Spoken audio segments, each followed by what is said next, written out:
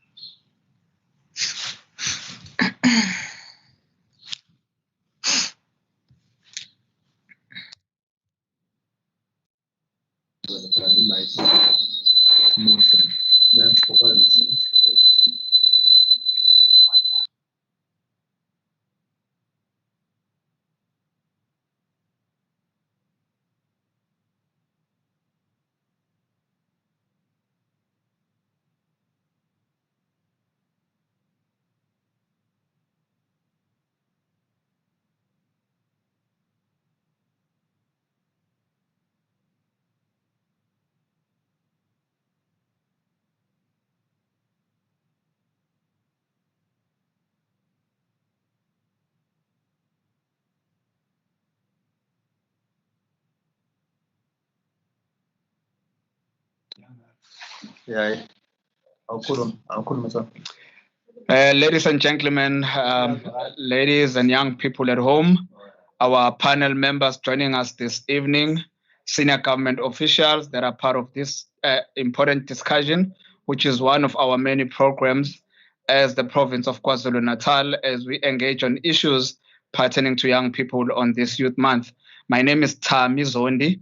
I am the Director for Youth Economic Empowerment in the province of KwaZulu-Natal under the Department of Economic Development, Tourism and Environmental Affairs. I will be your facilitator of the session for today, and we hope that young people will get to engage with our panel members and we get to empower each other, which is the whole essence of having the Youth Month celebrated or commemorated in South Africa. We all know, or for those of you who do not know, this year we commemorate the Youth Month under the theme Youth Power Growing South Africa in the period of COVID-19. We are living in a difficult time. There's a pandemic that is faced or that is upon us, COVID-19. But be that as it may be, youth power is still needed and we need to tackle many issues. We've seen the province doing a whole lot of other programs, including the Youth Day that was addressed by the Premier and the MECs of the province. Today, we're engaging with young people on one of the very important topics, as I said, which is youth and the law. And we have panel members. And I will be introducing these panel members just shortly, and we'll be getting their input as well as allowing young people that are streaming live as we live under this new normal to engage with us. But it is important before we dive into it to sort of like set the scene and be on the same page as to why, amongst other things, we are having this particular program of youth and the law. We do all know as young people streaming at home and all different platforms that law and the issues around the law affect us as young people in many fronts, as you will see in some of the topics that we'll cover. Therefore, it becomes important that we engage. But more so, as we celebrate the 44th anniversary of June 1976 this year in 2020, it also coincides with the release of our former democratic president, President Dr. Nelson Mandela, who was released in jail in 1990, which is 30 years ago.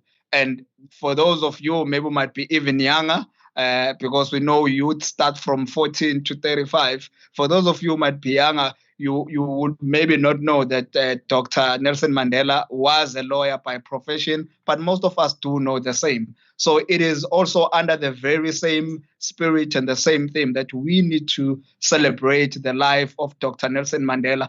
But more than anything, I mean, if you're touching on the issues of the law, you are saying that young people are also responsible. Young people are also in the spaces that matter in society, because we know that a society without law is a society without order. And without further ado, it is important that I then introduce to young people our panel members that they will be coming and addressing you in the order that I'll be introducing them.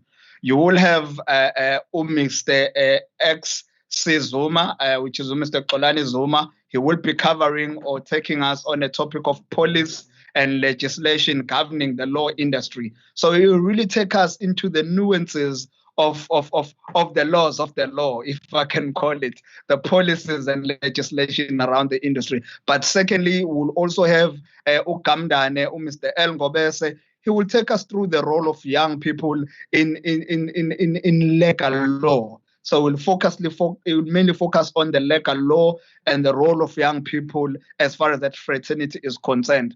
We also have Miss Mtembu. It is important to have Imbogoto within our midst as we do this thing. We have a young woman, and Miss Mtembu will really be touching issues that I think young people will want to engage upon, and that is the issues of being a woman and running your own business in this particular law industry.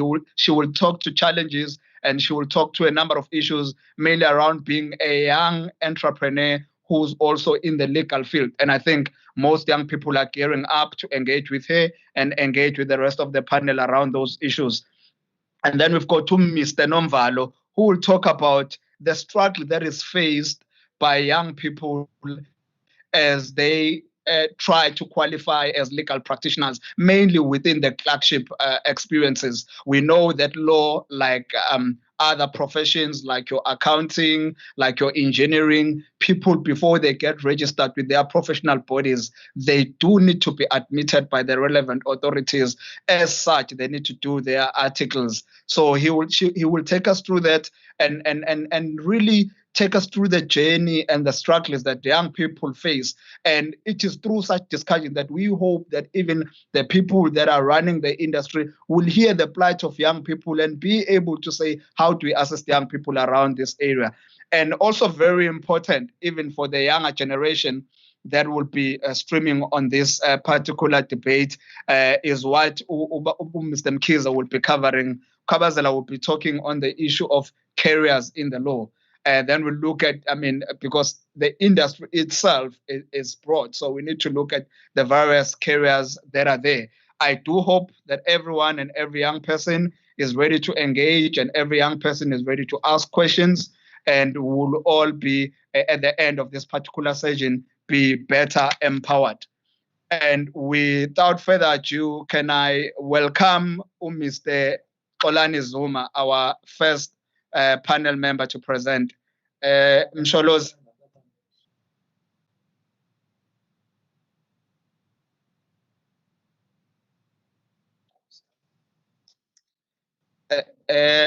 Bab Zuma, I will leave the stage to you, sir, to take us through policy and legislation governing the law industry. Stage is yours, sir. Thank you so much. I just hope that colleagues can hear me. Thank you. Let me firstly extend my sincere greetings to all the colleagues who are present here and all the young people from the entire province of KwaZulu-Natal, and also the leadership of government in KwaZulu-Natal, from the DG, from the DDG present, and all other colleagues, and say we are indeed delighted to be invited here to share our experiences and also to engage with young people, particularly on the occasion of the June 16 and this month, which is very important for young people in our country, particularly taking into cognizance the history around it, but also, as you have indicated, Program Director, that we meet also in a year where we celebrate 30 years since our icon, President Nelson Mandela, was released from prison. I must, of course, Chair, indicate that from where we're sitting as of course, not so young people, because some of us were young a couple of years ago, but now we've passed that stage. But the benefits that we enjoy today are, of course, as a result of the struggles that were waged by the generation of our icon Nelson Mandela and many other people that came before us, particularly within the field of law. And I must indicate, Chair, that the practice of law is a very complicated practice. And you would agree with me, and many of our colleagues would agree that it is a highly regulated practice. But be that as it may, it is also not a practice where you just have to comply with the law, but you have to deal with the inner being, which is yourself. And that deals really with the issues of ethics, because that is the most important thing that for any other young person that wants to become a lawyer, and not just an ordinary lawyer, of course, because I mean, there are quite a number of lawyers in the field, but there's a distinction between a lawyer and an exceptional lawyer. And that begins with you understanding that you must be an exception in terms of your ethics. And all these things, program director, they find expression from what used to be, as it were, your repealed, Attorneys Act, which was then, repealed, and we now have the new Legal Practice Act, which is the 2014 one, which is the Act 28 of 2014, which, if I'm not mistaken, came into effect in 2018. Of course, it comes with various changes and and it creates some possibilities in terms of transformation, which in our view, it's something that we must welcome from the part of government. But of course, I'll come to that later, Chair, to indicate that, as much as you may have documentation as policy positions and legislation as part of what assists you in terms of transformation, but transformation is not documented. Transformation is practical. And it's a question of how then do you ensure that what is in the document then finds expression in terms of your practical being, because that's a living document. Legislation by its very nature, it is indeed a living document. Perhaps just to go back, Chair, I must indicate, and I'm going to try and make sure that I'm done within 5 minutes, to indicate that as much as the legal industry has always had legislation, but has always had challenges as well, insofar as transformation is concerned. And you'll see that, Chair, particularly around issues of your demographics. For instance, currently in the country, we have approximately 27,000 odd attorneys in the country. And if you look at the demographics there, you would see that young people are trailing behind. But what makes it even more worse is that you have the percentage in relation to women being quite low. And those are some of the issues that perhaps in terms of policy issues, government must then look into. But of course, young people will then ask questions as to, when you talk about policy positions and legislation, what do I have to know for me to become a lawyer? And of course, I think it starts from you going to the university. And the first thing is that we must understand that issues of criminal records, are issues that must not be things that are very friendly to you. Must always ensure that, because the principle of law and the principle for lawyers is that this profession is really it's a profession for organic and refined intellectuals. And if you're a refined intellectual, it means you must obviously be less friendly to issues that have to do with crime, whether it's corruption, whether it's fraud, or anything of that sort. That talks to the policies that governs the conduct of our lawyers in our country. And that is why once you become a lawyer, or once you get into legal fraternity, that is why then you must be registered and you must do your PLT, your board exams, and the legislation then kicks in there in terms of your conduct. There are policies, and they entail how how many times you must be at work and how many times you must not be at work for you to be admitted, and all of that. But I think that's a story for another day. But critical to that is colleagues must understand, particularly young people, that as lawyers, for instance, you have things that you must do annually, which is your audited reports that must go to the law society, because you just can't practice, without your books being looked into, particularly your trust account, because you are managing funds of your clients. whether it's government, whether it's the private individuals, whether it's companies, but you have to account for those funds. But you also have to account for your conduct. You have to account for, the files, how you manage those particular files. And that is through, the Law Society, or what we now know as a legal practice council. So you have to submit those reports, and the policies entail how clients can always report you where they are not happy with your services, where they are not happy with your conduct. And therefore, colleagues must always be alive to those realities, that whatever that you do in terms of policy positions, that is actually there. But of course, you have the Legal Practice Council, which was actually elected, if I'm not mistaken, last year, which obviously has numbers in terms of, I think, about 16 colleagues there. 10 of them being attorneys, practicing attorneys, and then 6 of them being practicing advocates. Those are people that, sit and on daily basis look at our conduct, ensure that in terms of policy positions, they're able to take those positions, but also there are issues of your fidelity fund, which must be managed so that when attorneys have, in issues of negligence that they've committed, and then clients can be paid from that. So those are issues and intricacies in terms of policy positions.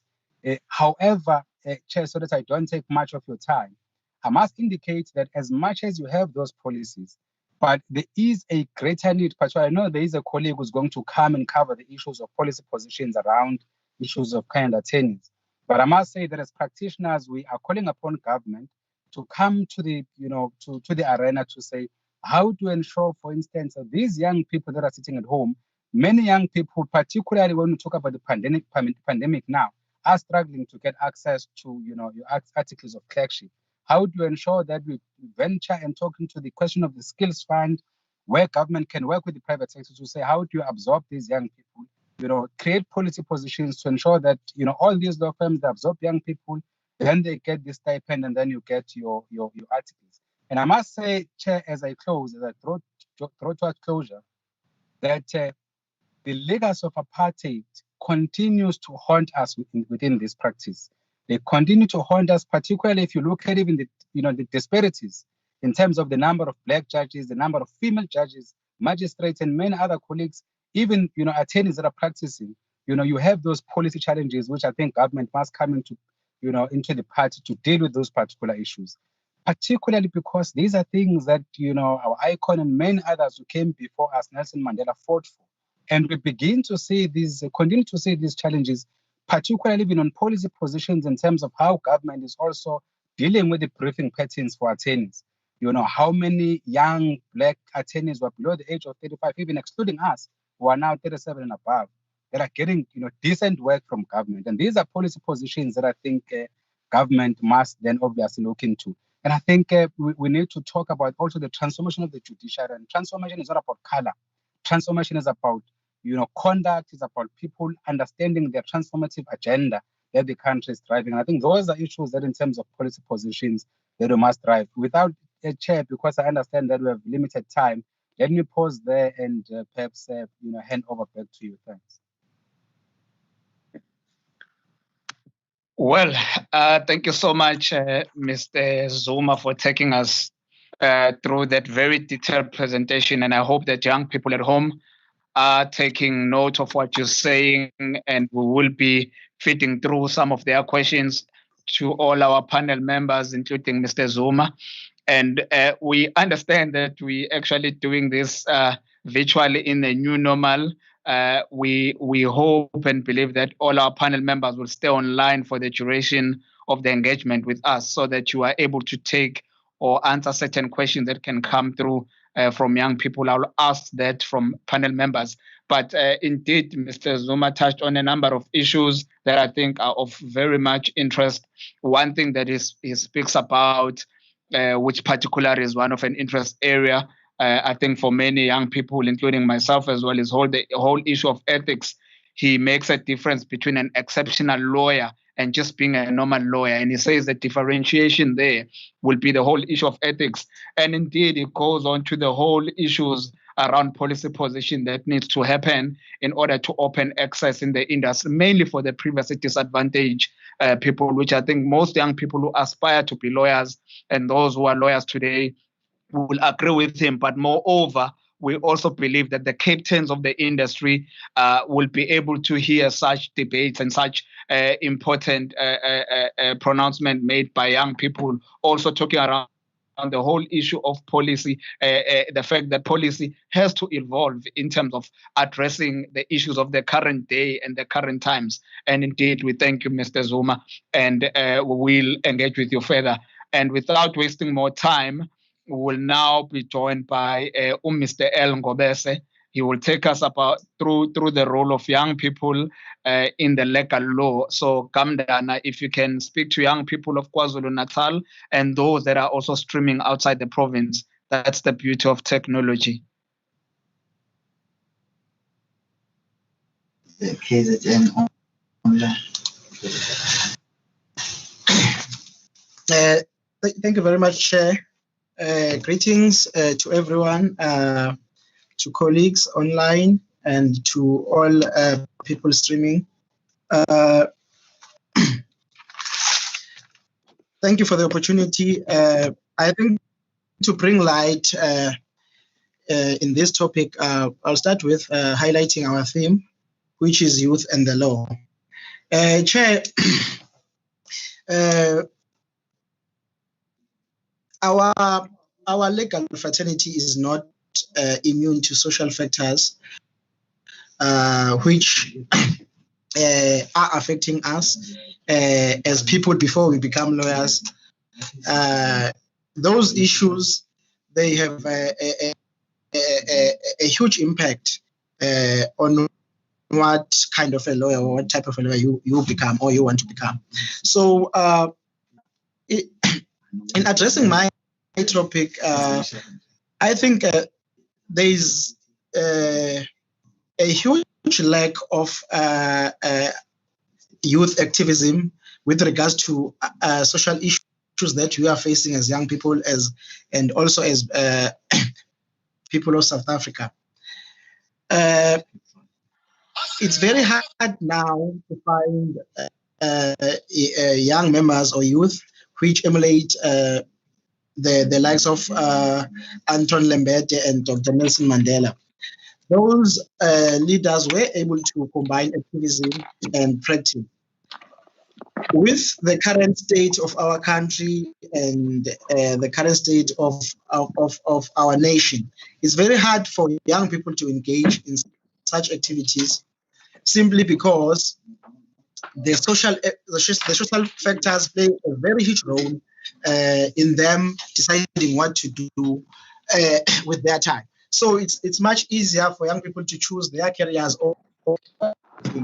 Therefore, that leads us to a point where we have very limited people engaging on social issues which they can make a difference on. For example, the issue of free education. If as a country we are at a state where young lawyers are able to take their time off work and focus on social issues and other issues that affect young people, I think, not because I'm saying lawyers are above other intellectuals, but they are at an advantage to be able to provide solutions, because their work or their scope of work details or entails mostly providing solutions to problems.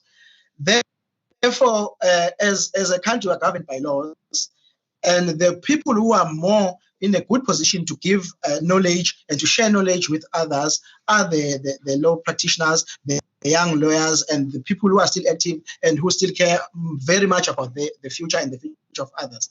So, Chair, there is a lack of young active lawyers with regards to social issues, simply because of social issues that they are affecting young people, especially young Black people.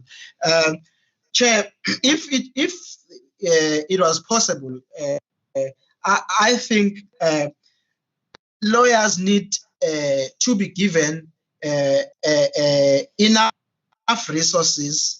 They need to be given enough platforms which are similar to this one to ensure that their role that they play is more active, because relying on that, in order for issues of young people to change, there has to be marches, there has to be protest. Unfortunately, that cannot always yield productive or helpful results. So, Chair, I think we are still lacking in young people activism, and I think it should be corrected. And in our field, it's also affecting us as young people because as a young person, when you start open a law firm, one of the first things that affects you is funding. There is a very huge lack of funding, and to an extent that even the board corporate or the board that is governing lawyers, it does not play much of a role in assisting those young people. The young lawyers and young upcoming lawyers, after serving their articles of clerkship, they have no direction because they can't be employed and they can't raise even those concerns to proper platforms, and they can't even march because maybe it's because of their profession or because of their numbers, but they don't have a voice. So that leads our profession to be scattered and our views to be divided, and that is a very bad influence to the young people in our profession. Because if the profession is not producing young lawyers and young practitioners, then we have a problem, because it's not only the lawyers that that are produced by the law degree. We also have prosecutors. Even those young people who have aspirations of becoming prosecutors, they also don't have enough guidance. They also don't have enough information with regards to that. So that thing can only be fixed by ensuring that the young practitioners are well equipped with resources, and they can be able to afford to have spare time to share knowledge with others, and also to assist other young upcoming colleagues. So, Chair, in closing, Chair, I'll say young people or young practitioners do want to play a role in development of fellow young professionals. They do want to take part in many progressive programs, but the only barrier that we have currently are social issues. They can't dedicate their time simply because they have to prioritize putting food on their table rather than other issues. So the role of young people in law activism is very minimal, but it can be improved with ensuring that we cover the social issues affecting them. Thank you, Chair. Thank you so much, Kamdane. You've given us a mouthful there, and I'm sure many young people that are within the industry of law will agree most of your points, and you're raising very important issues when we look at the role of young people and legal law in the country. I mean, touching to the whole issues around the social issues that are faced by young people.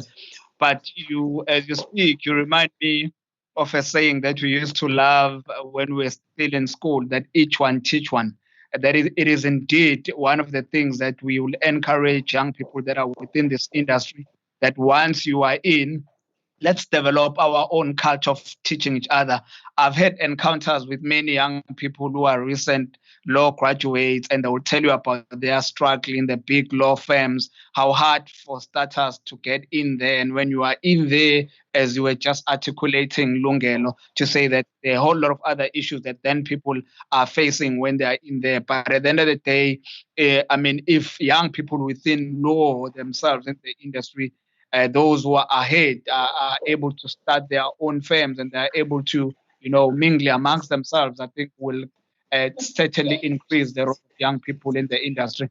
Definitely, speaking of which, young people starting their own firms and playing a bigger role, that is exactly where Usnenhlanhla comes in as a young woman who's part of this particular program. Usnenhlanhla Wakamthembu She will be sharing with us challenges that they face as young women, but also just take us through to say, how do you start your own law firm as a young person? And even then, what challenges do you face?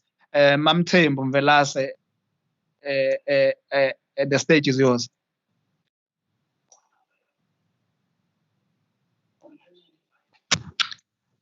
Good evening.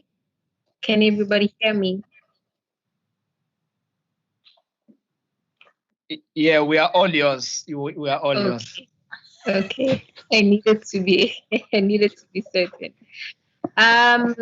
So first of all, thank you very much for this opportunity by the government to speak out and also represent the women in the legal fraternity.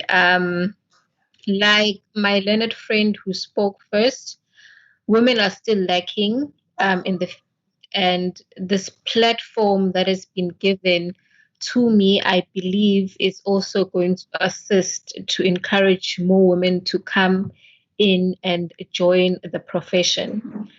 Hoping that there are a few young women who are watching and they will be encouraged and they will know that I'm also not the only one. There are quite a few of us, but we still are lacking and we need a few more. Now, before I start with my conversation, I just have a plea to the government in regards to encouraging women, and how to do so is offer funding like this spoke now. Funding for law students seems to be one area that is neglected when it comes to governments. I will put NSFAS aside because NSFAS is for every single student in the country. When it comes specifically to law students, it's one area that is neglected. And we all know that we still find that there are households where it's believed that it's a boy child that can only go to university. And therefore, if government comes in and offers bursaries, a girl child will not feel that burden that if I come from a household where it's believed only a boy child can go to university, they also would feel that they have an opportunity to study. I'm not sure how the situation is right now, but I remember when I was still studying, I couldn't find any bursary from government, any sort of funding from government that's specific to law. Bursaries only come from private companies or the Fidelity Fund, which is a fund by our council.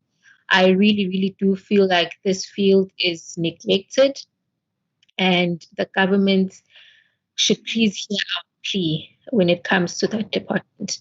Now, to deal with the challenges in the profession, and I must speak about this considering the fact that there is a huge outcry by women due to the gender-based violence. And I think it's fair to mention one of the biggest issues that women who are still working towards getting qualified as attorneys or advocates are experiencing.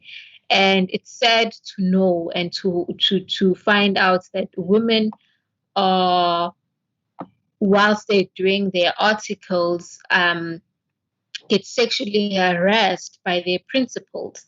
Now, just for ease of reference to anyone who may be watching or listening, articles are an internship program basically for attorneys or people who want to become attorneys.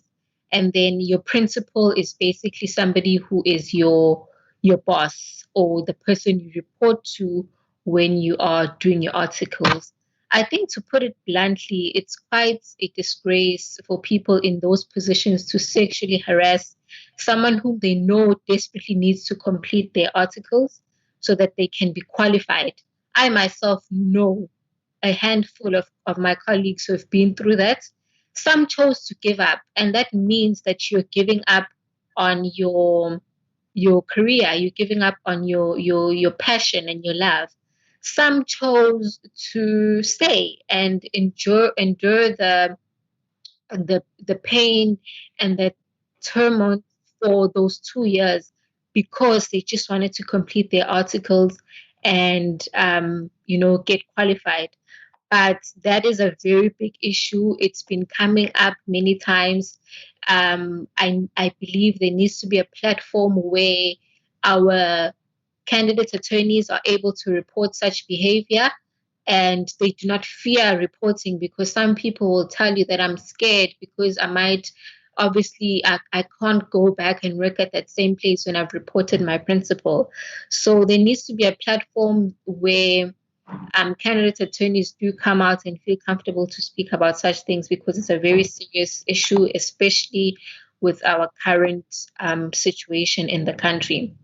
Now, a second challenge is our gender discrimination and the stereotype. It's still a thing in the century we live in. Surveys have been done that show that women hardly make it as equity partners in law firms, which also results in a wage gap between our males and our females, which is discrimination based on gender, because you find that you get told the reasoning will be you're not much of an asset to us, because you're still going to go and have children. You're going to want to take leave. You're going to want to get off work early because you have to go watch your kids play sports because you become a mother. So those things are that's gender discrimination, and it's unfair to say I can't be a partner because I'm a woman, because I have other responsibilities outside of my work. Things are gradually changing, I will say, and we hope that women will gain more representation at higher levels.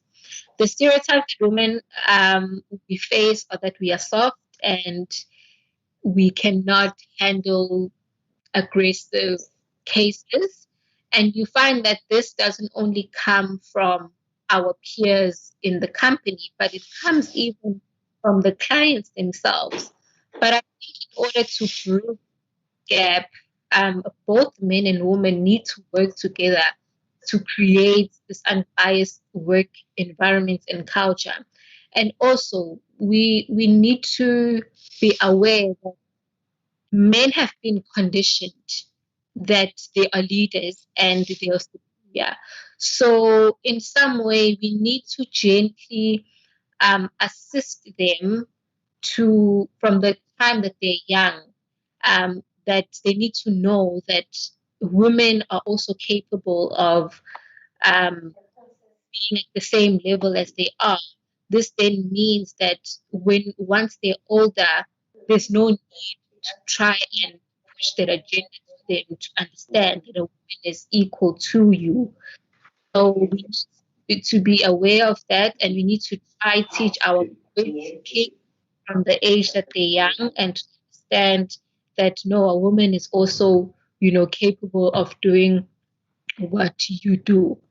Um, my second pointer is challenges faced by women in society with regards to reporting crimes against them.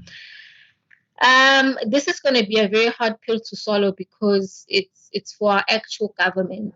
Our SAPS seems to be failing women in the country.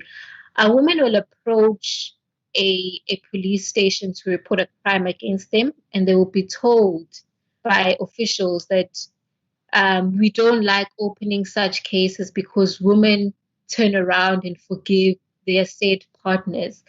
Now, I'm not thumb sucking these issues. I'm a lawyer after all. I speak on factual things, and I need to be speaking on something I'm certain of. Now, it is not, it's sad basically that the same officials who are meant to protect us turn us away. And so what if she cancels the charge? At that particular moment when she comes to you, she needs your protection. I think something needs to be done with that.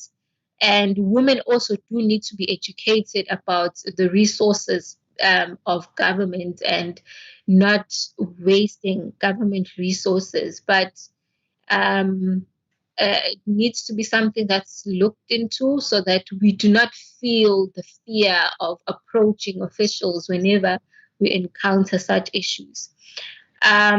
Another issue is a societal one, that women will tend to be against each other when it comes to crimes against each other.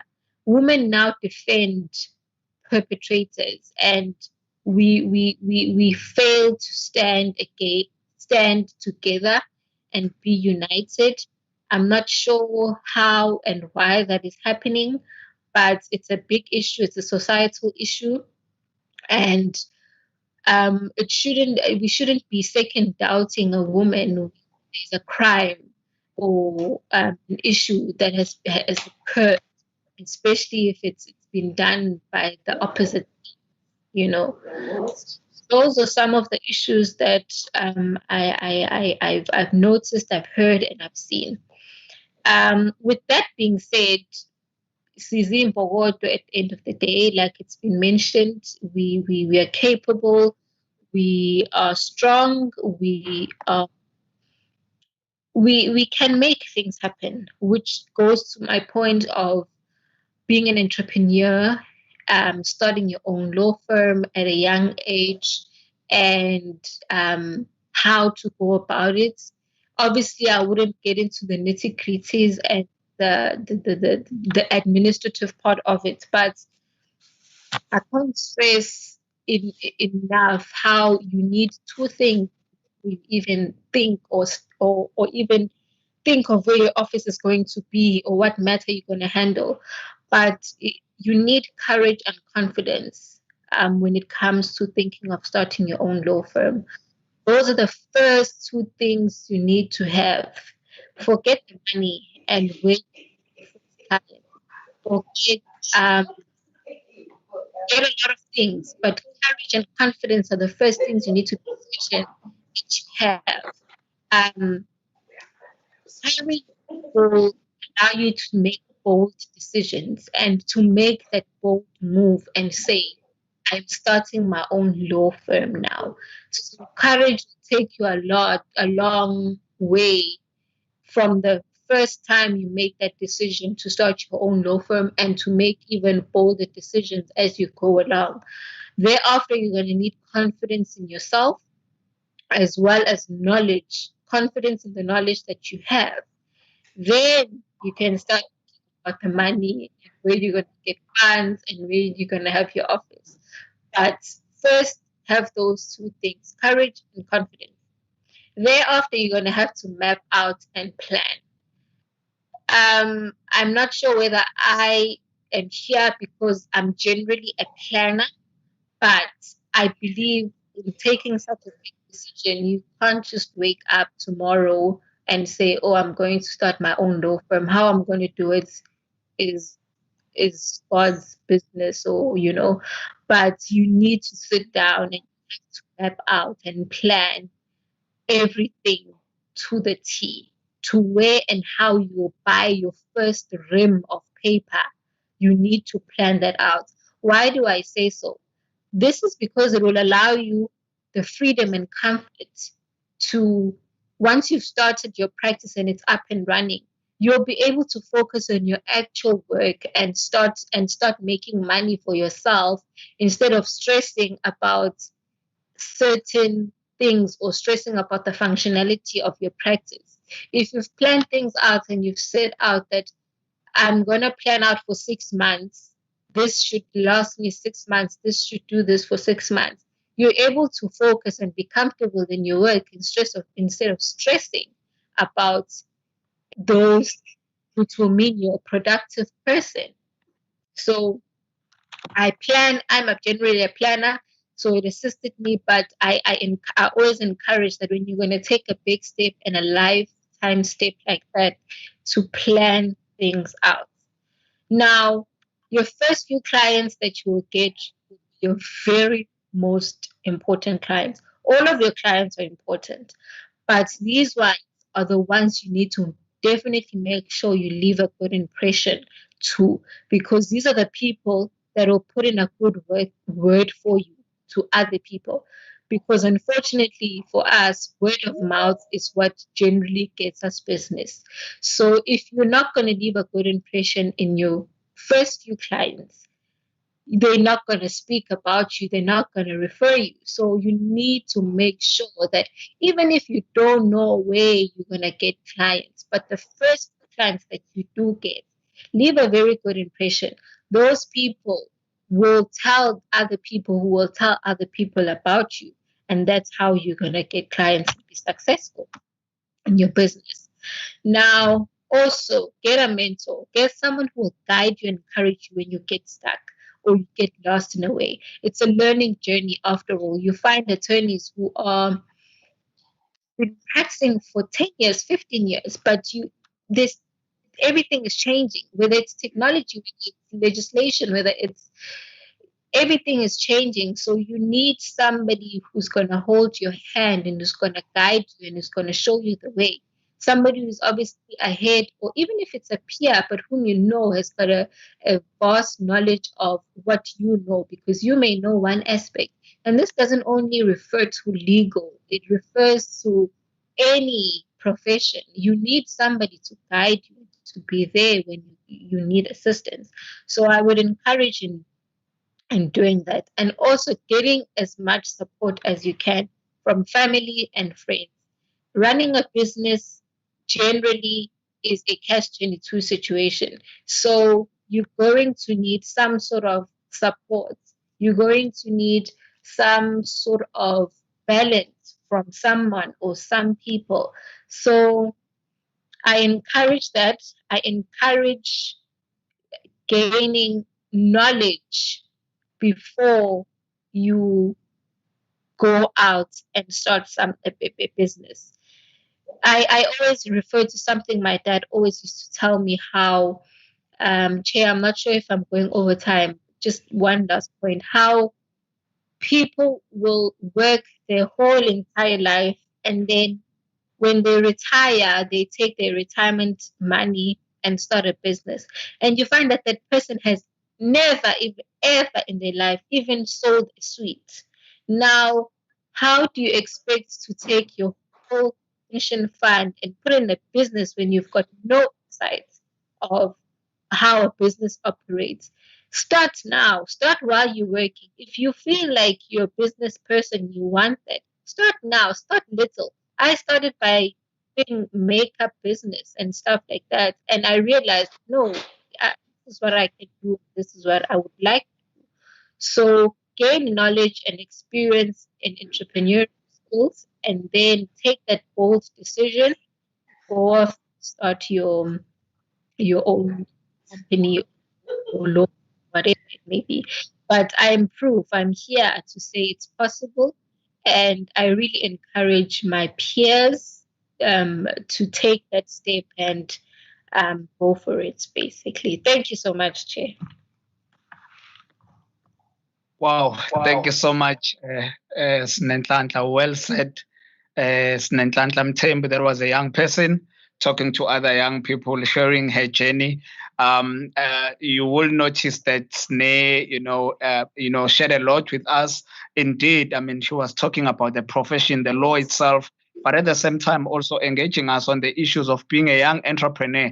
Not only just being a young entrepreneur, but being a woman entrepreneur in this industry. So, I mean, if anyone were to think that maybe we are doing talks and debates like this for the sake that it's a youth month, indeed, I mean, engaging with people like Abosne, you can see that these are real life issues. She touched on so many issues that is one of the current topical issues at the moment, the whole issue of gender-based violence, which women are facing even when trying to get into this particular industry. And those are real life issues. It's not just a talk. It's not just us convening here today simply because we want to have a youth program. But what I like Snake Akulu, when you go to the issues of business, you are showing that, and you are encouraging other young people in this industry and perhaps even other industries, because they can learn. Because at the end of the day, you can have the technical or the professional skills of your particular industry, but you need to be ready when you're venturing into the business side of things. I mean, you talk about the whole issues of planning. There's a saying that failure to plan is planning to fail. So that's a very fundamental thing of business, and I hope that young people are taking note. And indeed, at the end, we'll come back and maybe ask you one or two questions, all the panel members, and also see from our social media platforms if we've got any questions from young people. But in the interest of time, we'll move on to Usbonelo Nomvalo to take us through his insight as well. He's going to take us through the whole issue of the hardships that young people face around the clerkship, that whole process. And all the three speakers have already touched on what young people in the industry experience as they venture into trying to be qualified lawyers, as it were. So, Mr. Nomvalo, can you take us through the clerkship process?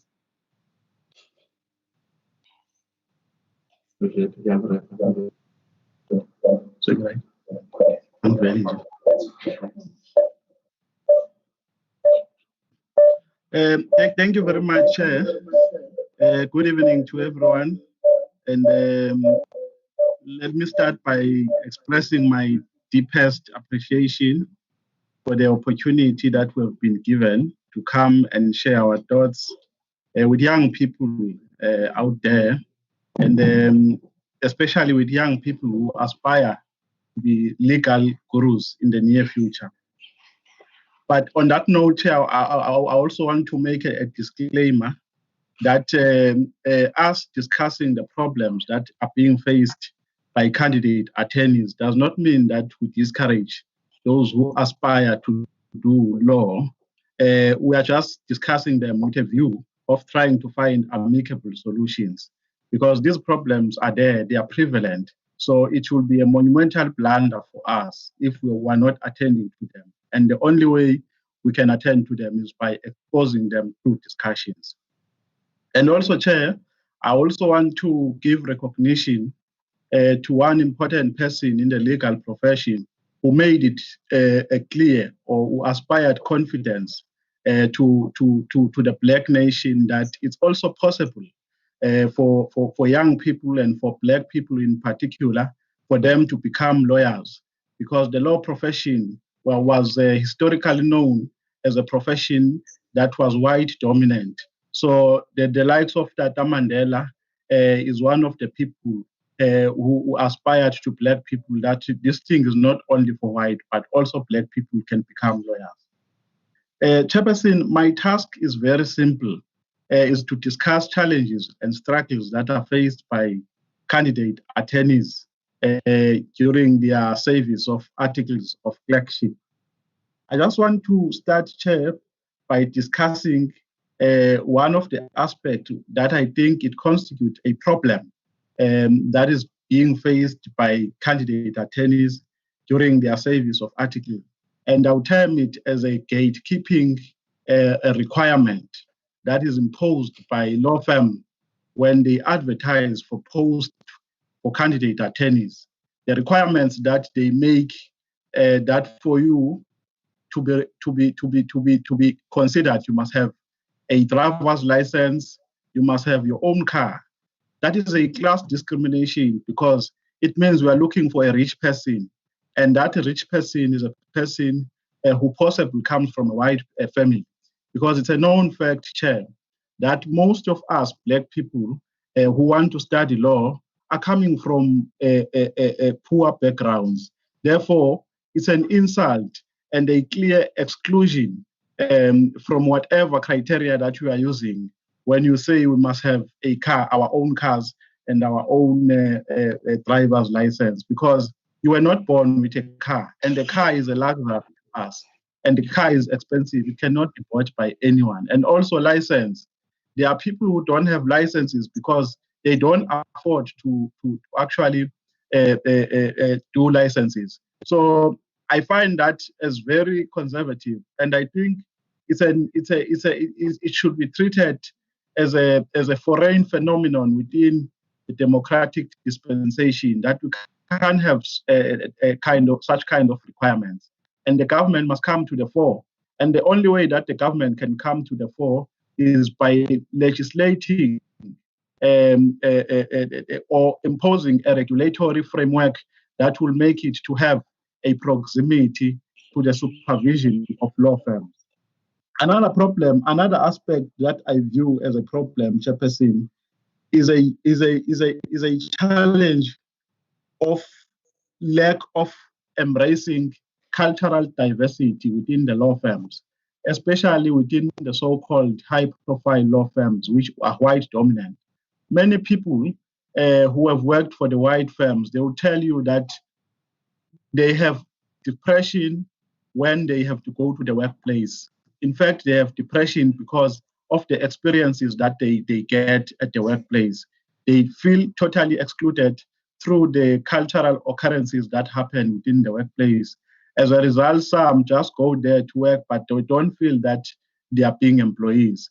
So I think having a legislation that is going to supervise by the government, that is going to supervise the law firms, can also answer directly to that problem. Because many white firms, it's a reality that many white firms are conservative and they still practice practices of apartheid. And that is precipitated by the fact that they know that they have dominance in their white firm. There is no supervision. There is nobody who comes and check if everything is done in order. So we kindly make or lobby the government to zoom in the operation of law firms within the South African regulatory framework. Another problem, Chair, that I would cite is a problem that my fellow colleague, I think it was Ney, that he has cited, the problem of bullying and sexual harassment. And the majority of people who suffer from this problem are women, young women. A friend of mine once told me that in his firm, their principal was touching their private parts. And I asked her, why did you not report her? She told me that there is no way we could report her because she was like our breadwinner. So reporting him will be running a risk of losing your job. And this is the only job we're having. So that is a huge problem, which I think we need to actually challenge and expose. Black attorneys were in the profession not only because we have appetite of being lawyers, but because we are inspired by courage of transforming or of effecting transformation in South Africa. So we cannot be the ones who hide when we have problems. We must expose them without any fear. And even if it means we are going to suffer because of exposing them, but we would have done the right thing when we expose them and would have liberated other young people who will come after us. Another problem, Chair, is a problem of what I would call ambiguous and open-ended job description. You know, there is this tendency in law firms. You know, when you get employed in many law firms, you will be told that when you ask what is your job description, you will be told that you do anything that is done here. And that anything means that you will also go fetch children for your principal, and that will mean you'll also go buy groceries, and that will mean you can do anything at any time that you are being sent to do by your principal. So it's one problem that we should confront, and I think that problem is exacerbated by the fact that in fact, there is no proper legislative framework of candidate attorneys. So we just go there on a blank check. The only area of statutes that talks about candidate attorneys is the Legal Practice Act. And other than that, there is nothing there is nothing that talks about the candidate attorneys. So I think that's where many principals find an opportunity to exploit candidate attorneys. So I think that is a call that we can make within our government officials, to our government officials, to really take this matter very serious and also make sure that we really find expression in the form of a legislation. Another problem, Chair, is a problem which I think my colleagues have spoken about, the problem of a low stipend, in fact, of an unreasonable stipend. It's a reality that there are firms that are still paying candidate attorneys 500 Rand per month. And you are given no choice. You are told that it's either you take it or leave it. It's because they know that we are desperate. There's nothing you can do, and we have no option. And mind you, most of those people who receive such indecent salaries are breadwinners at home, are people who look after, they are heading their households. So their families depend on them. And remember that within this 500 Rand, you also have to pay for your needs. You must pay your bus fare, you are renting, and you are eating, you are wearing like any other human being. And also you must look like in society so that you are not going to suffer from societal convictions. You must also be presentable, look like a professional, because you have studied for so many years to become this professional. So it's a very disturbing insult to professionals that after studying for 4 years and you have gone through the practical and training program, and then after you receive a stipend of 500 Rand. So I think our government must also come to the fore and provide funding for the law firms, because to some law firms it can be justifiable, because they will tell you that in as much as I want to employ candidate attorneys, but I don't have anything in my business account to pay their stipends or their salaries. So the government must actually fund the law firm so that they will pay decent salaries. But equally, we cannot hide from the fact that there are law firms now who are having a very good annual turnover, but because of their backwardness, they don't want to pay decent salaries to candidate attorneys. There are law firms that perhaps make a profit maybe of more than 10 million per annum, but they are still paying their candidate attorneys maybe 3,000. That is an insult. So I think even the law firms must be screened to say how much annual turnover do you make and how much do you pay to candidate attorneys, so that we can be able to rate the unfairness from an informed perspective. But equally, Chair, I think what can address this problem is that the government must actually have a funding. In fact, there is a funding presently, which is under the Department of Higher Education. I think many legal scholars, they don't know this.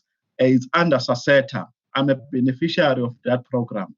When I completed my degree, I wanted to go to law school, but I couldn't go. In fact, I couldn't register immediately to law school because I did not have funds. So at law school, we were supposed to have, I think, 3,500 as a deposit for you to be accepted. So I did not have that money. So, and thanks to Mr. Ngata from the Eastern Cape, who took it upon himself to take my struggle to the Department of Higher Education, to Mr. Konde, the DG. Mr. Konde then referred my matter to the director of SASETA. And the director of SASETA called me and processed my application. So I'm saying it's one opportunity that is out there, but young people know nothing about it.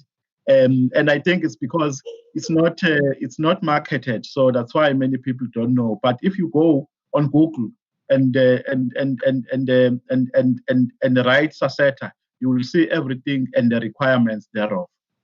So, Chairperson, I think I've managed to summarize some of the challenges that we as young people face during the period of service of articles.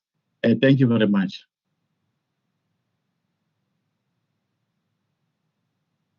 Thank you so much, Mr. Novalo, for such insightful engagement and contribution.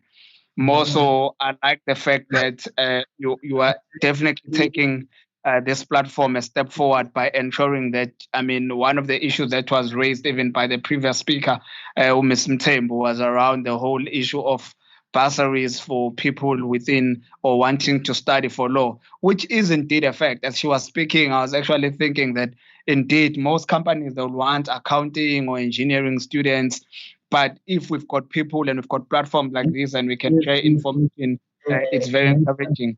It is also very disheartening to listen to some of the issues that you have been touching to, around the whole clerkship and the issues that you are experiencing as young people as trying to enter particular industry. A whole lot of things that you touched on are very eye-opening, and we are hoping that indeed some of the issues, as you call on, issues of legislation, government can come on board and assist. It will indeed, help the industry and help many young people to come after you guys. And at the end of the day, I also do want to say, I know that the law industry is one very organized industry. We've got the law society, and I think that young people and the relevant people in such societies will also be able to engage and make sure that, I mean, some of those particular issues as you raise them are being able to raise at such organized structures so that when they come to government, government is also not being seen as interfering with the industry as per se. And without any further ado, we'll now take our last speaker and make and hear his input. And we all know that one of the issues that the country faces is the high level of unemployment, and many young people are facing unemployment across industries and across spectrum, and which is why we've got Mr. Mkhize Usia, who will take us to careers in law and give us the insight, for young people to understand the various opportunities as being in the law industry. So, Kabazela, stage is yours, sir. Thank you, Chair. I must express my gratitude for the invitation to this meeting.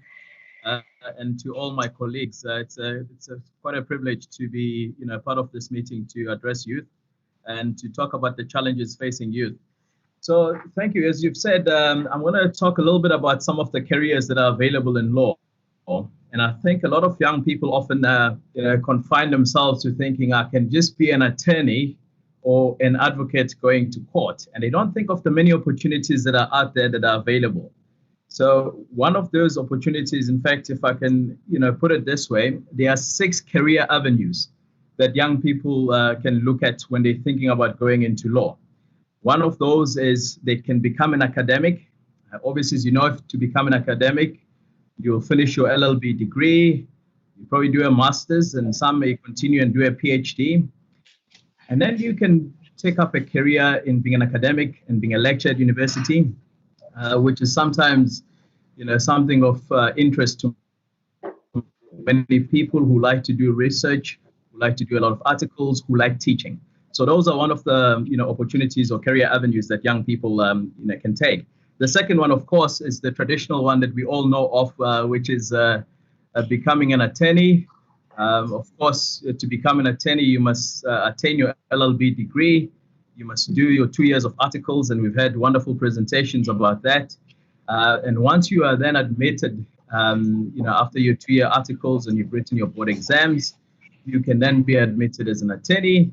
And generally what an attorney does is they interact with members of the public. They take instructions from members of the public. They prepare legal documents for court.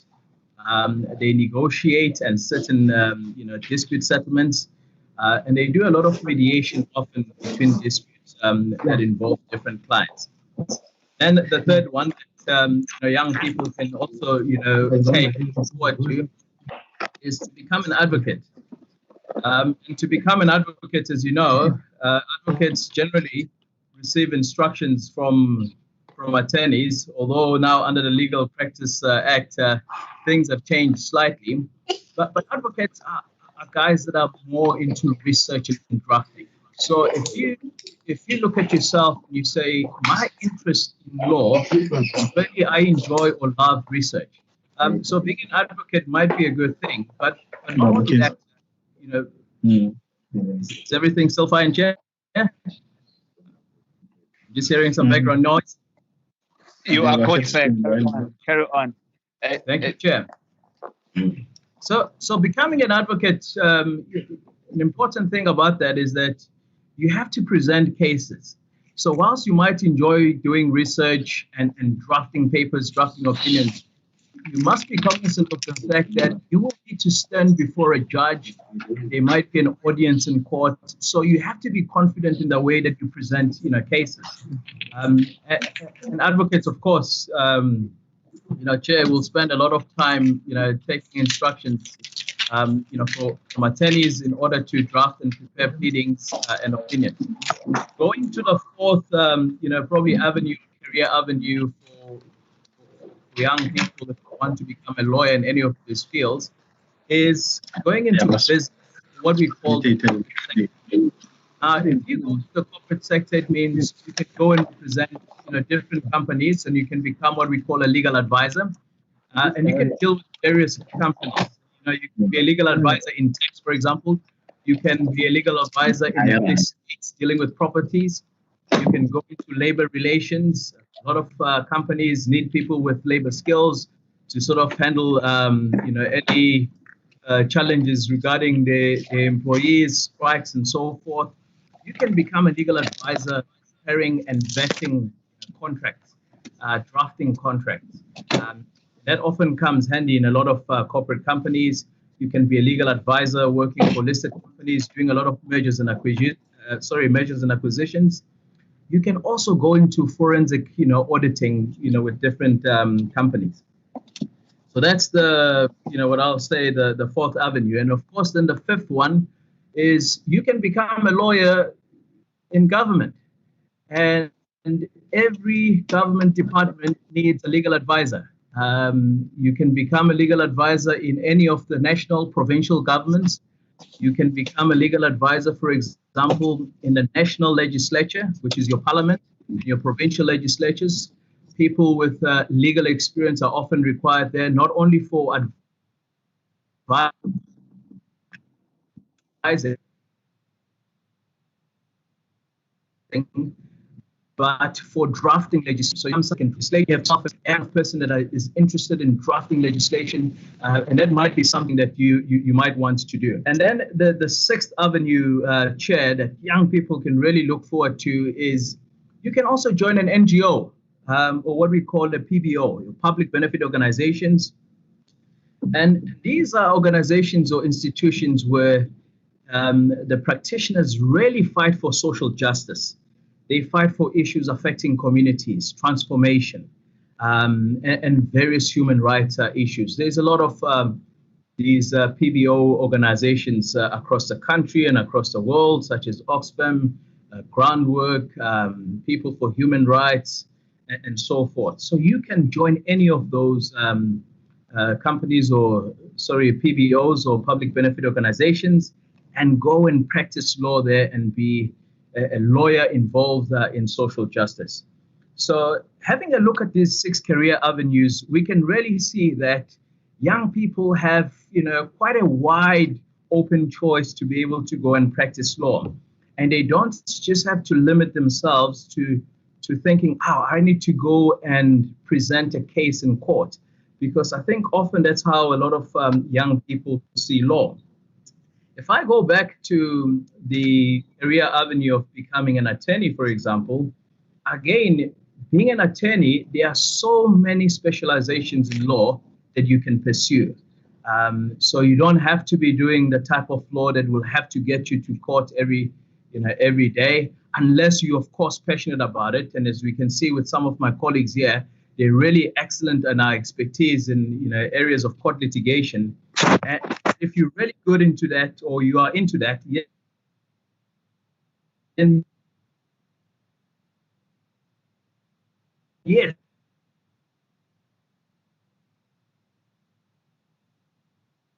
you must go after the particular part. Others might be the airspaces and how that is governed.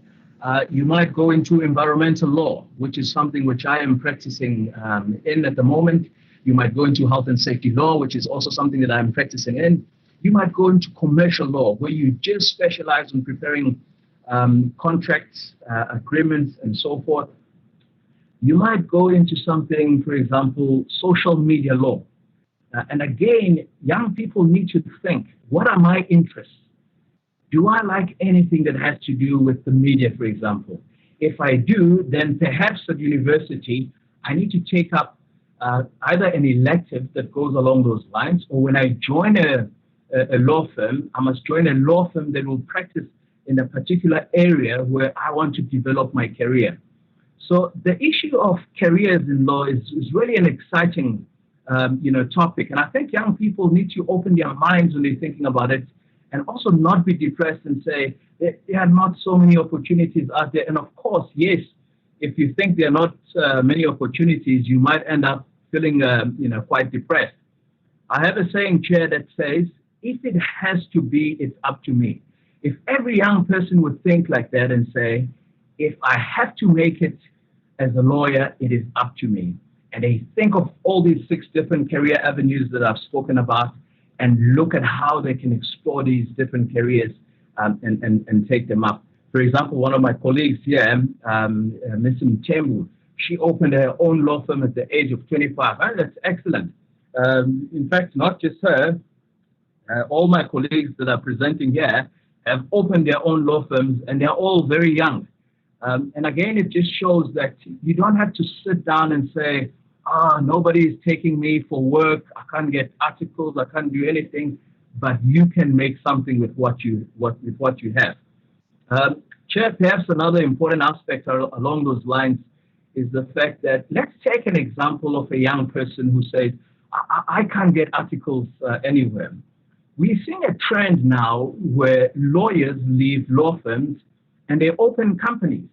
And these are your proprietary limited companies, where they are able to just provide some form of legal services to companies without or not under the auspices of being a lawyer or the legal practice counsel. And again, that's an innovative way of working, because you're saying, well, I don't qualify at the moment to become an admitted attorney, but perhaps I can open a company and provide different forms of legal services. And one of these other avenues is training. You can become a trainer in law. You can pick a certain legal subject and train and be good at it. So my point here is that as young people in South Africa and KZN, we need to be able to take the initiative, be proactive, and say, if I really want to become a lawyer, be involved, I must make it happen. I must find ways to make it happen. Yes, we must deal with these other issues which my colleagues have brought up, which are challenges in the legal fraternity. But we can't wait for people to make changes for us. We must make the changes for ourselves. And I thank you, Chair.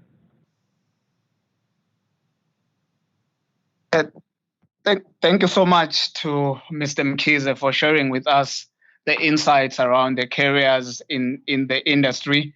And we, of course, do apologize even to people streaming live at home, for we could see that Mr. Mkhize's connection at some point, it was getting some glitches. But nevertheless, we do hope that people got the gist of what you are sharing, which is very important, especially even for young people who are still studying, even at high school level, so that they can plan their career well ahead in advance. You know, as Kabazela, you're speaking and saying a whole lot of things. And after having listened to all the presenters, from the first presenter up to Mkhize at the end, I realized how important it is for people in any particular industry to see how things are intertwined in the way that they work, and more so how the industry also works in relation with other industries, in as far as, you know, opening more business opportunities or career opportunities. I remember one thing, for instance, somebody once told me, and I found myself sharing this with one young person who really had a hardship trying to choose a career one day. This young person says, all I ever want to do is to be a coach, a soccer coach, and then one day maybe be an agent representing players. But my mom wants me to go and study law. And then because of the information that I had, I said to him, you know what, I once said something that apparently if you want to be a soccer agent, there's a minimum amount. I think at the time it was R1 million that you need to have as a business, or else they will waive that if you are a qualified attorney because you are coming with accreditation. So in essence, what your mom is saying, go and study law, will eventually down the line meet with your aspirations of being a person who owns his own sporting or soccer agent company. So in essence, it is important that young people understand that nothing operates or works in vacuum in the world that we live in. And certainly, Mr. Mkhize, you've demonstrated that. And because we still have a bit of time, I would like to engage with our panel members, all of you, and at the same time also engaging with some of the questions that we can pick up from our social media, and just to speak randomly with all of you. I think Nenhlanhla, you're still here. I've first questions. Just to go to you, if you can get yourself ready for us to engage a bit with some of the questions that I'm picking up and some of the notes that I also have, and then we can get to. I mean, just to start on a very easy level. I mean, you said a lot as a young woman. How old were you when you started your own law firm? 25. I was 25. And what encouraged you? I mean, and after, for instance, one, what encouraged you, and two, how long had you been working? Like after your articles, how long did you work?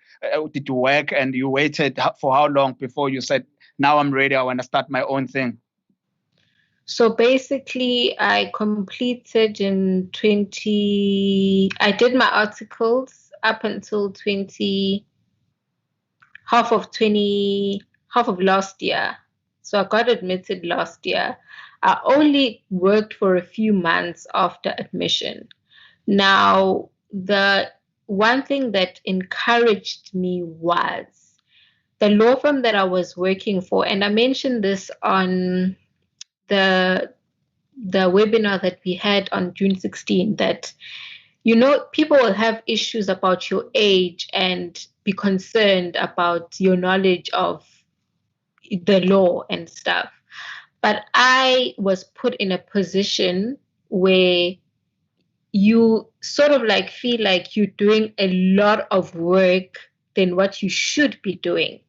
And you get put in the deep end to a point whereby you learn too much. When you learn something without being taught, that's when you really learn it, because nobody spoon feeds you. You go and look for the knowledge yourself. So in most situations, that's what happened with me in the company that I was working for. And I sat down and I thought to myself, if I can do this on my own and go research and find information on my own, I can possibly run my own law firm on my own. That's when I then took that decision. There are certain reasons that I can't discuss based on my ethical and professionalism on what was happening where I worked, but those are the certain situations that's also pushed me to say, Sneh, you can't resign or sit at home. So rather resign and start your own practice based on the experience and the knowledge that you have now gained. And also, another thing to mention is the field that we're in, we are a close committee. And if you feel you need assistance, you can always ask your senior or somebody who's done a matter before, and they'll always gladly assist you. So basically, to answer your question, what pushed me was the circumstance that I was in where I was working, but also I was in a position where I gained enough knowledge to say I can start on my own. In any case, in the field that we're in, you never learn enough. So if you're gonna wait to say I'm gonna wait up until you were gonna wait forever, basically. Well, that's very encouraging, Sneh, to see that you are a brave young woman and you are one of those people who turns problems into opportunities. And thank you so much. One last question that I want to have for you. Maybe it's two questions in one, but it's related. When you were talking about your entrepreneurship, you just started your business now. In your one of the most important things is having access to business. You talked about that when you talked about respecting your clients, because everything goes in the word of mouth. Now, the big private companies and public, like government, how do you see them playing a role in terms of giving you law-related work? Because we all know that, when people are looking for a particular law-related matter, they want to go for big names. How can you encourage the powers that be that are listening in terms of, also trusting you guys to say, let me trust this young person, let me give this young person an opportunity to grow their company? Before I answer that question, it's very, I don't know if people look at you or they listen to a person. But funny enough, I've been approached by quite a few bigger corporates who would want you to do shareholders agreements, etc. for them. And I'm not sure how that has come about for me. And I'm not sure whether they listen to what you say and they observe your how you present yourself. And I wish that opportunity for almost every single person that starts their own practice to have the same opportunity as myself, and somebody giving you the benefit of the doubt and saying, H, as a big corporate or company, I trust you, Sneh, with this. Please handle this matter for us. But to answer your question, big companies have big matters to do. And their main focus is their big matters to do. That is without a doubt, because their big matters are, and their bigger clients are their paying clients. I would encourage that, because in as much as they are a big company, there are certain matters of theirs that will fall within the cracks because they want to focus on their bigger clients who pay big money. Now, it would assist upcoming law firms and attorneys to use, for these big companies to use them as correspondents for their smaller matters or matters they consider smaller. This allows that attorney to gain momentum and to also prove themselves to clients or to other law firms to say, no, I'm capable of doing this matter.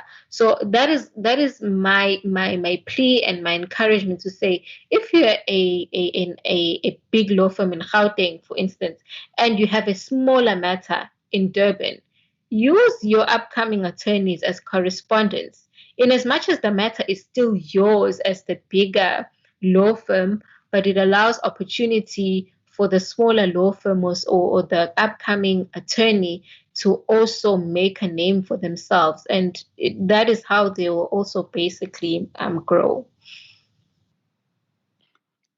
Thank you very much, Sneh. I'm indulging you because I also could see that you are the rose amongst the thorns that we're presenting today. So we need to hear more of your voice. And I think with what you've just said, I would just take one insight from you as the last one, really, from what you're saying, because you just touched on your experiences and on your experience having to do a shareholders agreement for some law companies. Would you say to another young person that is at home wanting to start their company that it matters what you specialize in? Because it will seem, as you were speaking, that it's easy to venture into business of law if maybe you're focusing on commercial law. We all know, even general public knows, everybody when they start a law firm, they say, we are chasing IRAF. Everybody wants to do road accident fund. Is that how young people need to think? Or you can also be venturing into, crime or any other part of law? Does it matter what your specialization or focus is when venturing into business? I would definitely say, especially if you're still doing your articles, pick your niche and pick what you are comfortable and good at, because people will think of law and think criminals. That's the only thing that they think about. It's either criminals or corporates.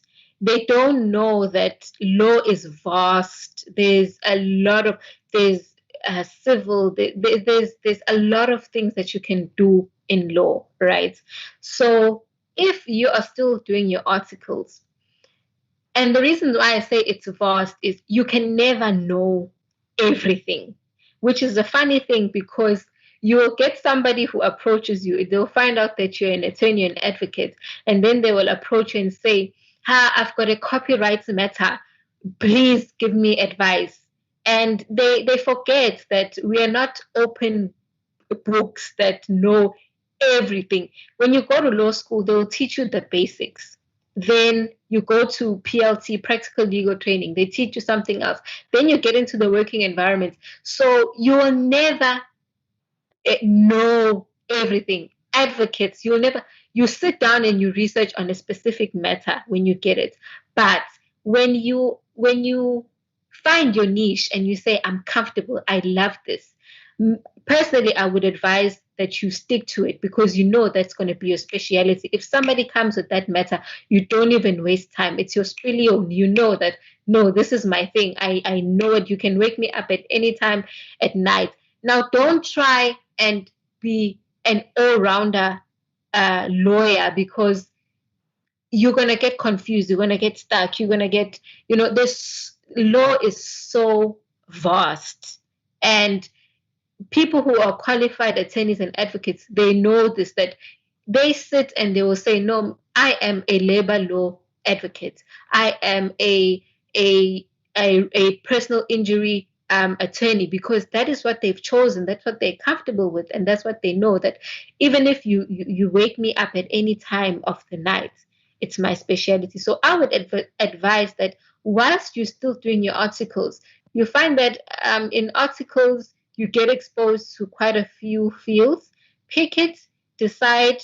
Your morals must also come into whether this sits with you, it makes you sleep well at night, and then make sure that once you're done with the articles, it's that venture that you go out into. Don't close yourself into what is being said, whether it's just only criminal, road accident fund, or civil. There's just a lot that you can expose yourself to, basically. Thank you so much, Sneh. I really needed to give you the space to speak on behalf of other women and really represent. And I think you've done a really good job. I will go to our other panel members, just maybe to pick up a few questions with each and every one of them. Mr. Zuma, if you can get yourself ready, say, because I'm coming to you now and I want to engage with you just a little bit. Look, when one of the panel members, it was Mr. Nomvalo, he was speaking about the whole issue of articleship, and he spoke about the non-existence of legislation that's governing the clerkship process.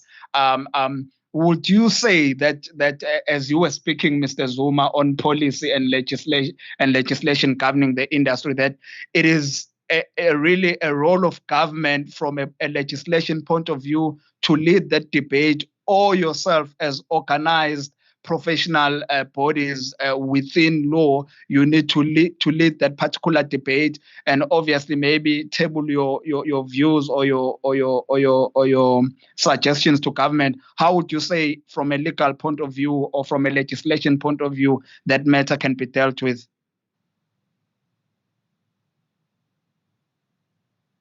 It seems as if Mr. Zuma is not picking me up. I think, Mr. Nomvalo, because you touched on this when Mr. Zuma is picking me up. Xolani Zuma, I hope you got my question.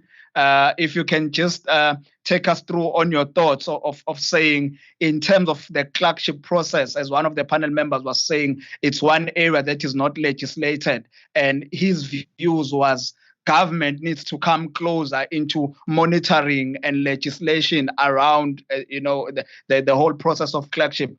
Would you share the same sentiments, or would you say that perhaps the organized bodies within the industry needs to lead that debate?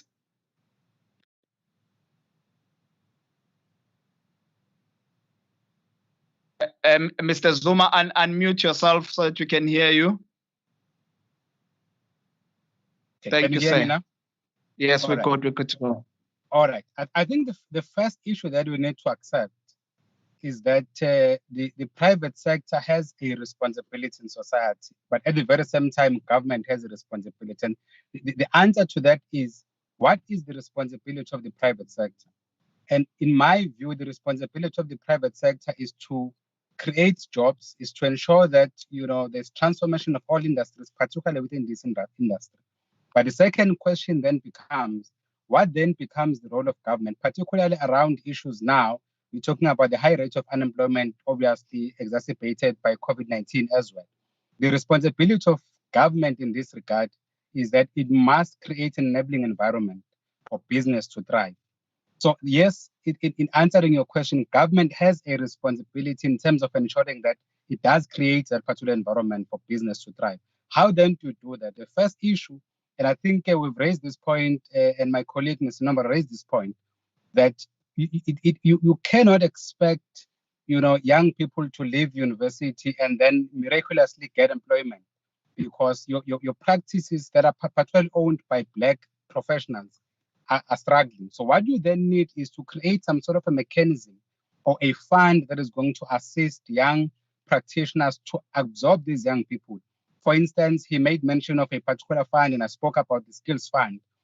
Do this, for instance, in the form of what you do in terms of internship.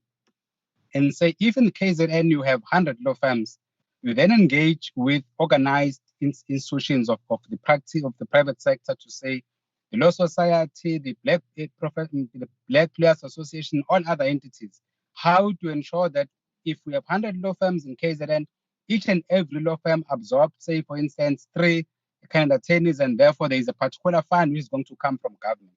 Then you legislate and say, how are these law firms going to conduct themselves in terms of ensuring that they upskill these particular young people? Because what's the use of taking young people, flocking into these law firms that are owned by, Black professionals, and they're focusing only on one area of law, for instance, criminal law.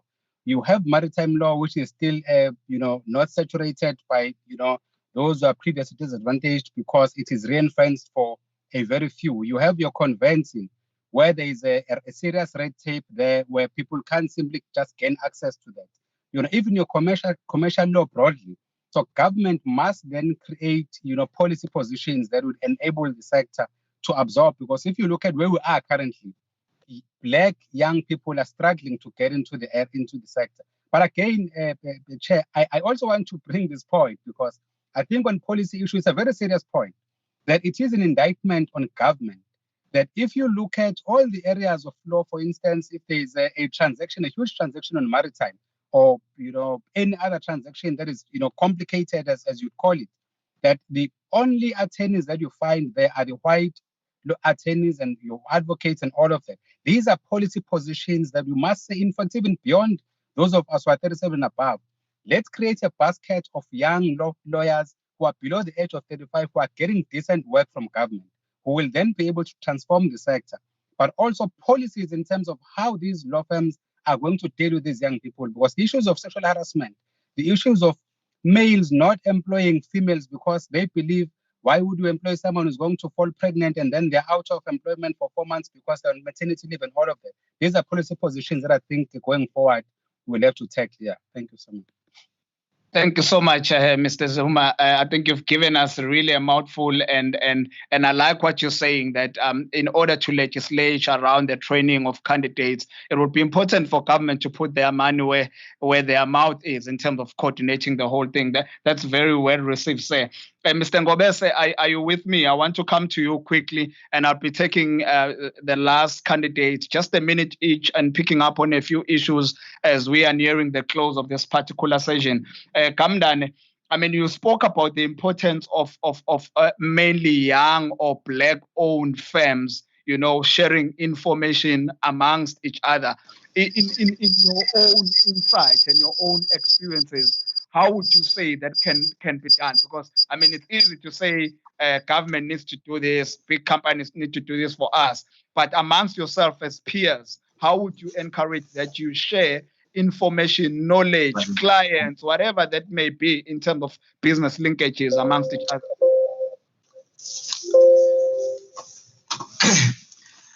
Thank you, Chair. No, I think that speaks to the willingness of us as young people to develop one another. I think, as I said before, it should be much easier for us to engage on other issues if we know that if I dedicate a certain portion of my time in development of others, financially I'm not suffering. Because one of the biggest problems that we have, we can talk about all other issues, but the biggest problem that we have is funding. So for us as legal practitioners, as directors of law firms, we need to have something that will enable us to be able to share some of our time in developing one another and in sharing knowledge, and also to go an extra mile in assisting others. So I think we need to start with the issue of funding. The small firms, they lack capacity. For example, they lack capacity to employ others. They may have the willingness to employ others, but they lack capacity because of funding. Two, they lack skills. For example, I've been talking with my little colleague, Mr. Nomvalo. There are skills that he possesses which I do not have, and also there are skills that I have, but that to find that he's not that well equipped about that. So for us to be able to meet and share skills, develop one another, share knowledge and all that, we also need to have the base of funding. We must know that if I take my time to engage in other activities which speak to development, that my business is not suffering. Because as the director of the law firm, my biggest triggers are that if I do this, am I still going to meet my wage bill? Am I still going to meet my rental expenses and other expenses? So in developing one another, it's very simple for us as attorneys, because even our scope of work does allow us to exchange communications now and then. When you have a correspondent attorney, you always develop that sort of working relations and all that. But you cannot go a step further in sharing other important things and other important stuff, because the priority of us as directors and as lawyers is money. So I think if you are given enough assistance with skills and money, then it will be much easier for us to share knowledge. No, thank you so much, Mr. Ngobese. Mr. Nomvalo, in just a minute, I just want to pick you, if you can get yourself ready, sir. I mean, you spoke of a whole lot of harsh realities, and some of the things were really heartening. And I'm sure certain people who've experienced this were almost into tears, because, I mean, you touched to sexual harassment, you touched to unreasonable stipends that are being paid to people, even making reference to like 500 rand, the whole things. But what I liked about your input, you spoke about, the spirit of, in the midst of all of that, it is possible, young person. You reminded me of the former president of the US, Barack Obama, who said, yes, we can. And in those ways, I just want you to say, just in a minute, how can you encourage people that are facing all the issues that you were tabling for us, from sexual harassment to being misused, being sent to buy groceries and all other things? How can you just in 1 minute encourage them to say, in the midst of all, it is possible?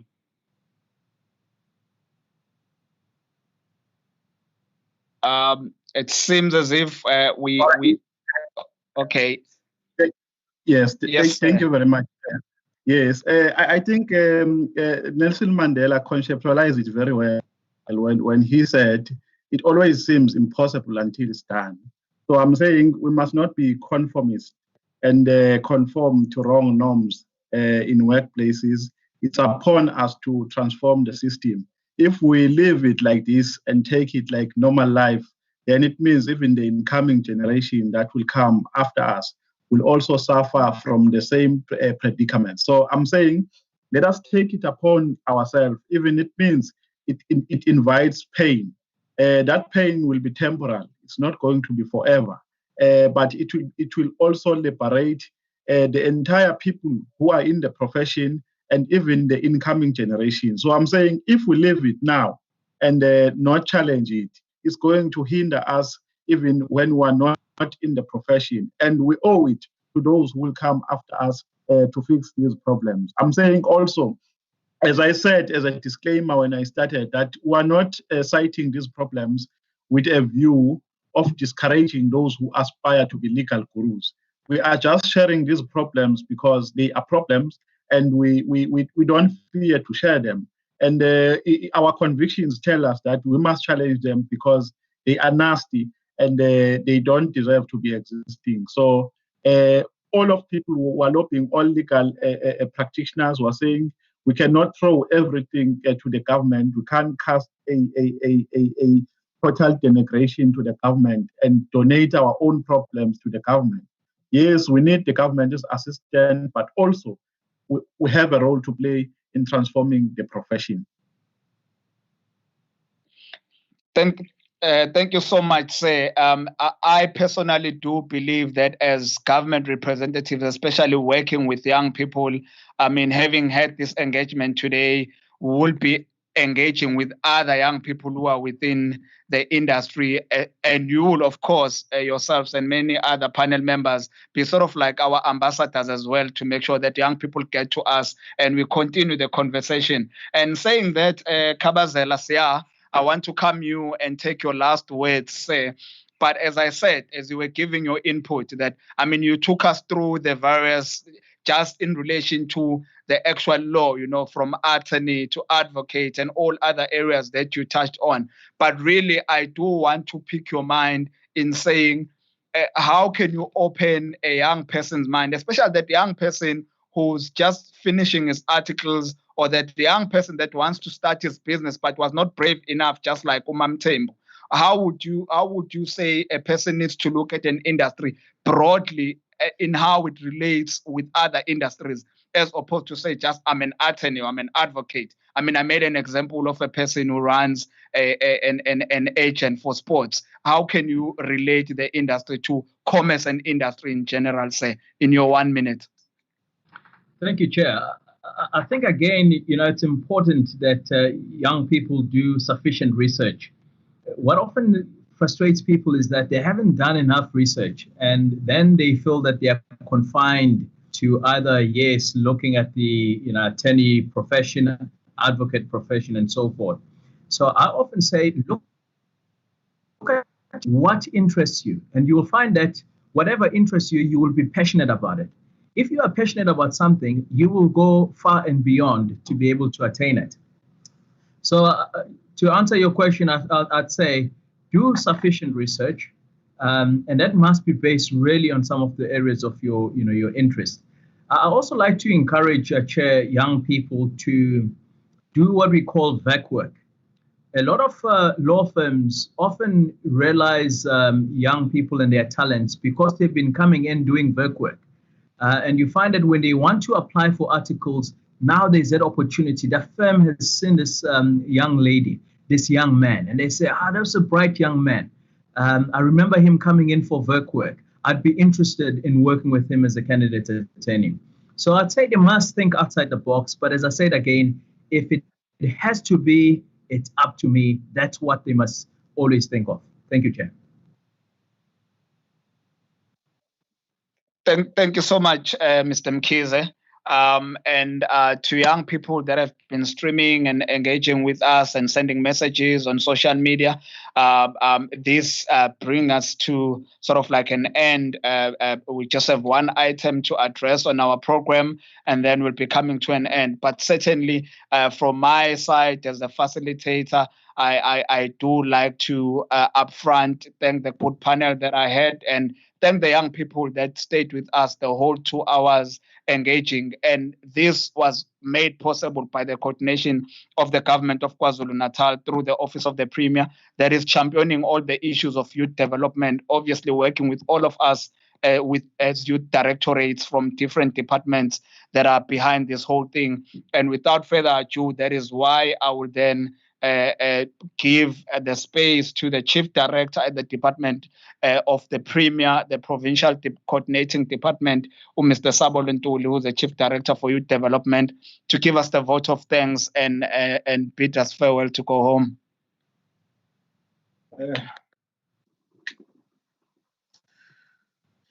Program director,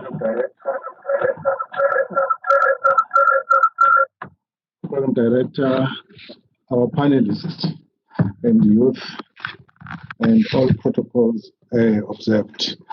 Let me first thank the MEC, Shengu, who couldn't join us, but he was willing to be with us, but circumstances that actually came on his way. We thank him and apologize for him at the same time. Program director, it is a great honor for me actually to be called upon to propose a vote of thanks on this occasion, especially in this youth month, whereby we are celebrating the 44 years of youth Soweto uprising. This coincides also with the release of Utata Nelson Mandela, of which we are also commemorating his 30th out of release from prison. Program director, I must say that for the first time in our history, since 1994, we celebrate June 16 and other youth month programs visually. Indeed, this is our new normal.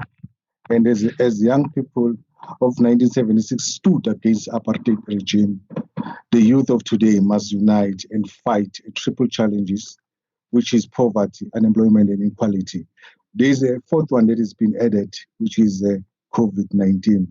We find ourselves confronted by this invisible enemy in our lifetime, and we are sure and we are very confident in our young people in this country and the province that will beat this pandemic.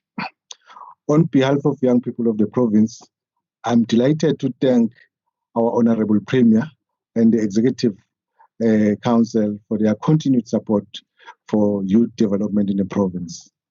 We thank all our panelists, their commitment and taking time to join us. And we also thank the eloquent and aspiring presentation which they shared with us, which brought more light to young people of this province and the country at large. Indeed, the future of our country is in good hands.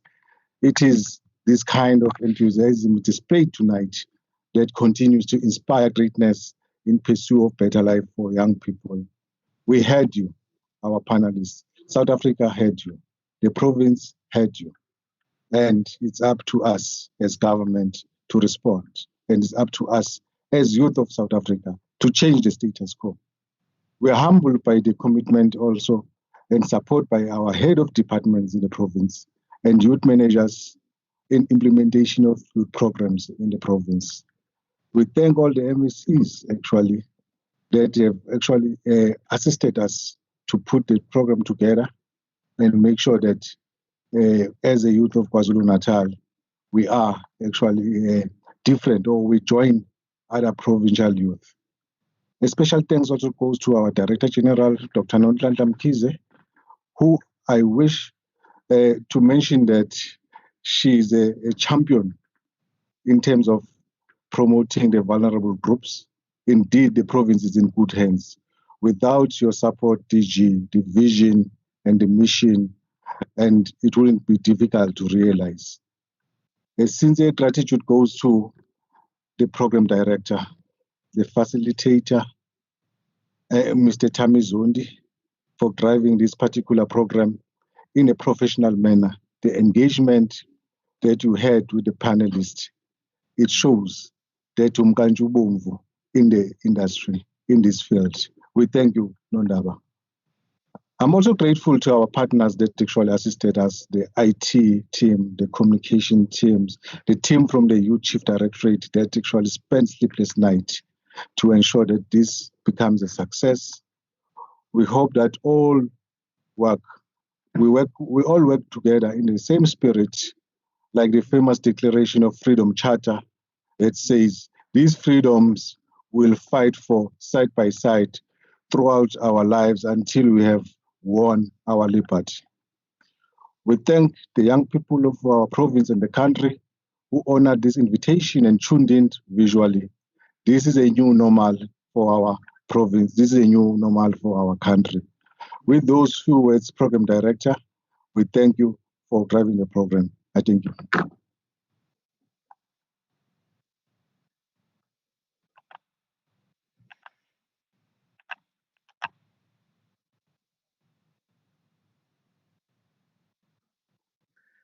LPC, LPC. I understand. I know in the operator.